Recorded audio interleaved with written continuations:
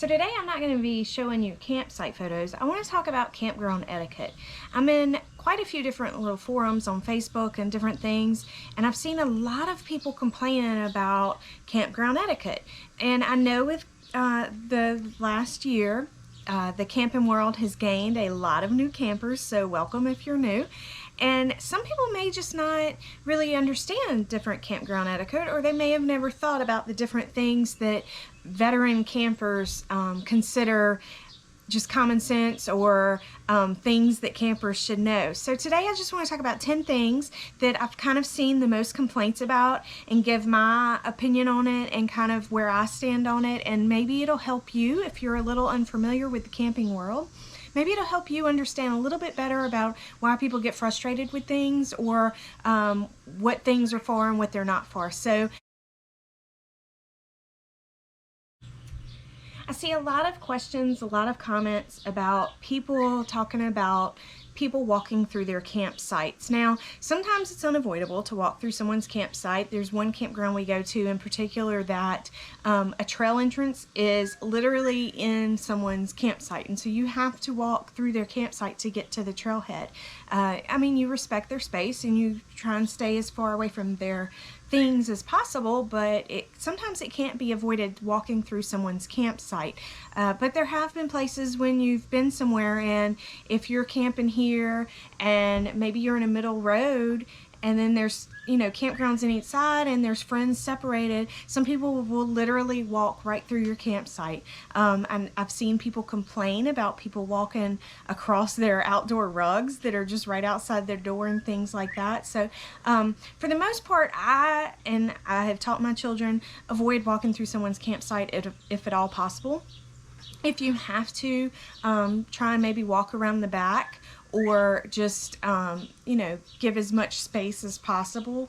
Sometimes it's not avoidable, but for the most part you can avoid walking through someone's campsite. So it's just a polite thing to do, to not invade someone's space. Some people camp to socially distance. Some people, you know, may not want to interact with other people.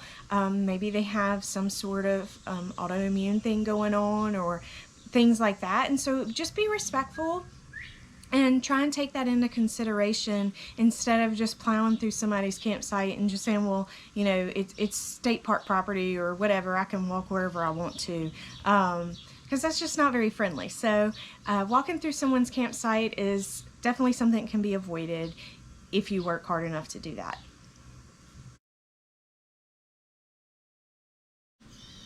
Waterfront sites. So some campgrounds have sites that are waterfront, and some only have a few available, some have a whole bunch available, and most times waterfront sites are hard to book because people book way in advance because they are the premium sites. They're what people want. There are issues, and people complain about having waterfront sites and people walking through their campsite or just hanging out for the day in front of their waterfront view. It's kind of a tricky situation because yes, the lakefront is kind of up to everyone, but we have just always tried to be respectful. If we don't reserve early enough for a waterfront site, then we just plan accordingly and we use a boat launch if we have our kayaks, or we find a common area. We avoid going in someone's waterfront site because I know that they book that for a reason. They want that site, and I'm not going to intrude upon them. Now, there are instances where we've had people come fish in front of our site, like maybe they were working their way around the lake fishing, and it really doesn't bother me. You know, they fish and then they move, and then they fish and they move. I think that's totally respectful of my space and them using the fishing area for the park or whatever. And then there's another campground we go to where there's a creek that runs along the back of about 5 campsites. Now, we've had multiple things happen when we've camped there. We've had kids come join our kids and befriend them, and then they ended up playing together all week in the water in front of our site, which we were fine with. We've had kids come walking down the creek, and you know, as long as they don't camp out right in front of our site and start hanging out there all day long and we don't know them, it doesn't bother us. What bothers me with that is if a parent, you know, is camping 2 streets away and they send their kid to my campsite to hang out all day, and I don't even know them, and they're just kind of disruptive and not very friendly children, and then I end up having to watch other people's children. So waterfront sites is just something you have to take a look at the area, figure out what they have. Is it respectful to be there? Is it not respectful to be there?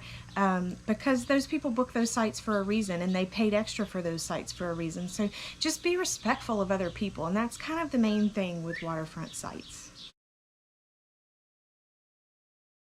I'm probably going to get some flack for this, but bright lights on your camper. Now, our camper has these blue front cap lights, awning lights, that when you turn them on, you can see them across the campground.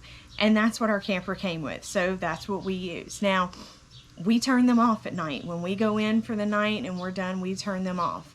A lot of people complain because some people put very, very bright lights out, and then they just leave them on all night long. And they go to bed at 8 o'clock, and then these lights have been on all night. And if you're camping in a place where there's not much space between the campers, it could come into your camper. The light can be very bright inside of your camper. So bright lights all night, just be respectful. Again, it's about respecting other campers, helping other campers enjoy their time at the campground by just being respectful. It doesn't take much to turn off your outdoor lights. If you're concerned about not having light outside, then get a smaller light maybe that doesn't produce as much light. You know, and you can still have some sort of light out there, because some of these new LED lights are just a little over the top. Some of them are light shows that flash different colors all night long, and it's really cool, but not everybody wants to see that all night long. So just be respectful with your lights. Maybe pay attention to the quiet time hours, and if you're going to bed, then turn them off at quiet time hours, or turn them off when you retire for the evening. But be respectful, and not everybody wants to see your bright blue lights all the way across the campground. There's a lot of complaints about this one. Dogs barking. So when we first started camping, we had 2 pugs that we camped with, but they were quiet dogs. They didn't bark a lot. And so when we started camping, it was because we had small dogs and we didn't want to have to board them every time we went on vacation, and it worked out well. There are some dogs that bark constantly, and people don't want to go camping to hear random dogs barking. So if you have a dog that isn't trained to not bark, or you know, you can't tell it to stop barking and it listens, then maybe a campground isn't the best place for that dog. You know, people love their dogs, they love their pets, it's part of their family, and I get that, but you also have to be respectful of other people, and you know, consider, is this dog a good camping dog? Is it not a good camping dog? I know some people that camp with us, and they don't bring their dog with them for that reason. They understand that, you know, this dog is going to bark, and so we're not going to bring it. We're not going to subject other people to the dog barking all the time, especially if it's a dog that barks all the time, and then people leave their camper and leave the dogs outside in a little pen or whatever, and the dog just barks all day long. And so instead of someone being able to sit and relax maybe in a hammock or in a chair, all they hear all day long is a dog barking. So be respectful of that. Consider your pet, and you know, consider, is this something that other people might not want to deal with all day long? If you do have a pet that doesn't bark constantly and you feel comfortable bringing this dog to a campground, one important thing to remember is to pick up after your dog. Some people say it's gross, some people just don't want to do it, but it's considerate of you to pick it up, because I can't tell you how many times, especially when my kids were really little, and we'd get to a new campsite and then we'd have to spend 10-15 minutes cleaning up dog poo that is all around the campsite because whoever had camped there previously just obviously didn't pick it up, or maybe they were in the next campsite over and nobody was in the site that we came into, and so they thought, you know what, nobody's over there, I'm just gonna walk over there and let the dog take care of its business. But eventually somebody will be camping in the campsites. And so if you're going to be a pet owner that brings your pet camping, then you should also be responsible and considerate of others and clean up after your pet. Most campgrounds have the little bag stations. Some of them don't, but a lot of them do. And then some of them even have little fenced in pet areas, especially if you go to like the newer RV park resort style places. They have a pet area for you to go and let your dog run around and everything, but you still should pick up after your pet in those areas. I mean, if you've ever walked and stepped in dog poo, it's not fun. And then you have to either get it off your shoe, figure that out, hope that it doesn't get in your camper. So if you're going to bring a dog, please, please, please, just clean up after the dog. Nobody else wants to deal with other people's dog poo. This is something I've seen a lot of pictures of lately, and it's pretty disheartening. And that is people, when they pull out, leaving trash in the fire pit. The fire pit is not a trash burn pile. Okay, some people cook their food in the fire piles, fire pits. Some people, roast s'mores and things like that. And so for you to pull up to a campsite and get out your car, and then you look at the fire pit and there's cans or plates or beer bottles or things like that in the fire pit, then that's just not fair to the person that's getting there. There are places to dispose of your trash. You don't have to pay to bring your trash bag to the dumpster at a campground. Some campgrounds will pick them up for you. It just depends. Some have trash bins centrally located. It doesn't take that long to pick up your own trash. It's not a trash burn pile. It is a fire pit to be enjoyed with family, sitting around, sometimes grilling a steak on the fire pits, things like that. And it's very disheartening to see, because I've seen it in quite a few groups of people that have gotten to their campsite and then they take a picture of the fire pit and there's just trash all in it. And if you're going to be a camper and you're going to enjoy nature, then you should also be a person that respects nature, and you should take out anything that you bring in. You should not leave trash for someone else to pick up. You should not leave trash for a camp host to pick up. From what I've seen, the camp hosts haven't been picking it up. And so then, it falls on the person that camps there next. And how would you like to start your vacation? By pulling up to a beautiful campsite that you booked way in advance.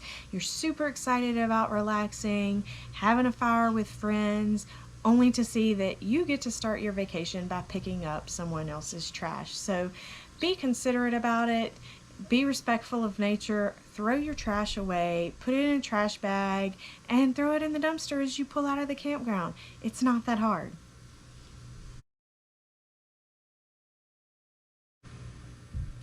Golf carts seem to be all the rage now with campers. A lot of state parks for a long time did not allow golf carts in the campground. Some of them now have started allowing it. A lot of the resort style places allow golf carts because they have amenities that you can drive to and from. And so it can be fun to have a golf cart and ride around the campground. I get that. I'm not trying to stop anybody from riding on a golf cart.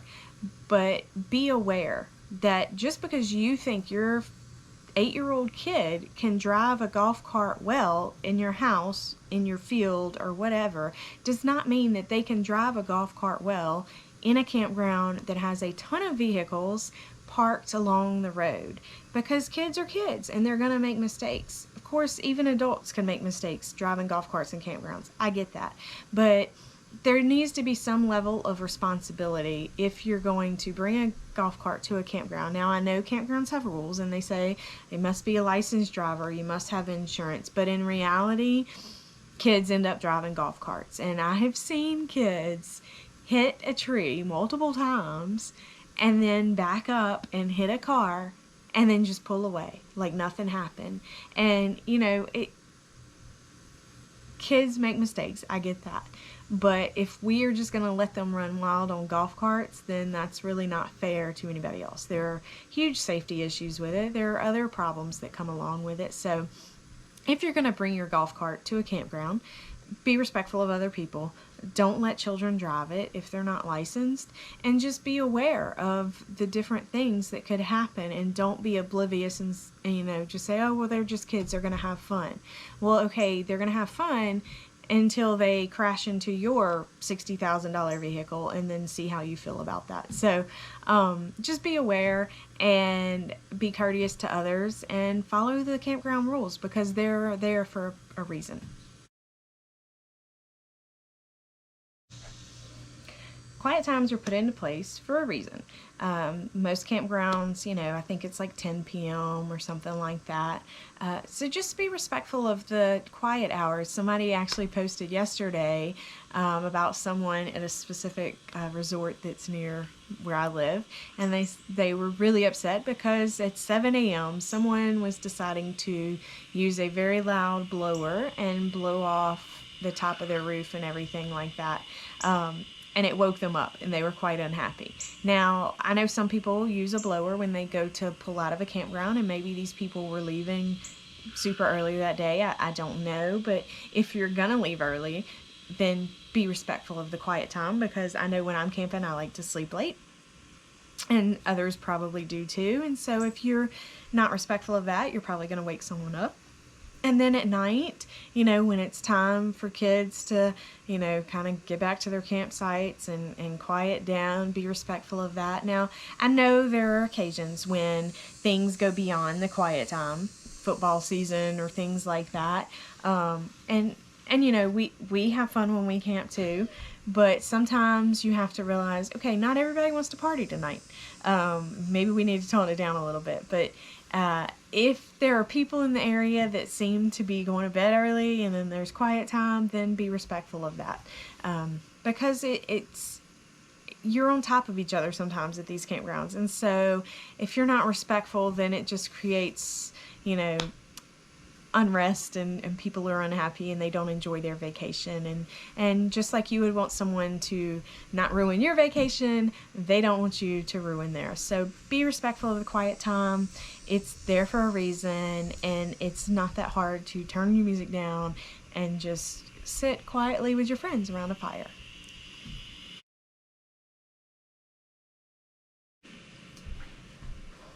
Sharing green space can kind of be tricky when it comes to camping, because some layouts of some campgrounds are kind of hard to figure out, okay, is this my space? Is this my neighbor's space? And then some campgrounds have a ton of space between the campsites, and it's no big deal. So the biggest thing here is just to kind of look around, figure out what's your green space, what's their green space, and be considerate of others. Sometimes we'll go to a campground and there'll be a huge area back behind the campers, and we'll tell our kids, yeah, y'all can play back there.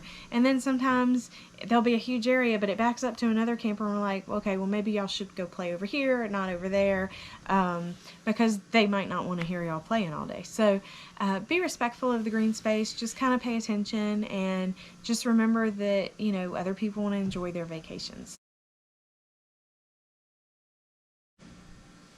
So the camping world is filled with friendly people, and if you don't know that, then you probably don't follow any of those tips, and campers have not been very happy with you.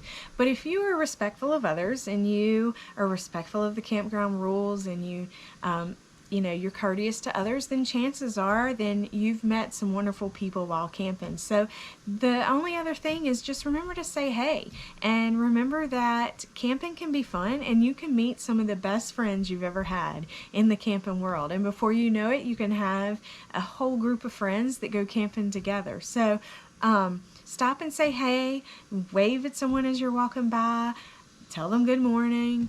Campers are typically pretty friendly, and so just remember that you're all sharing a space, and being friendly can open doors to great friendship. I hope those tips helped you in some way. I mean, some of them may seem like common sense, but some people may not realize. People may not realize that a fire pit is not meant for trash. People may not realize that leaving their bright lights on all night is not very fun for the neighbor who has thin shades and can see this bright light all night. So I hope it helps you, and I hope that you enjoy your time camping. We love camping. It's great quality time, and so Have a great day and thanks for watching.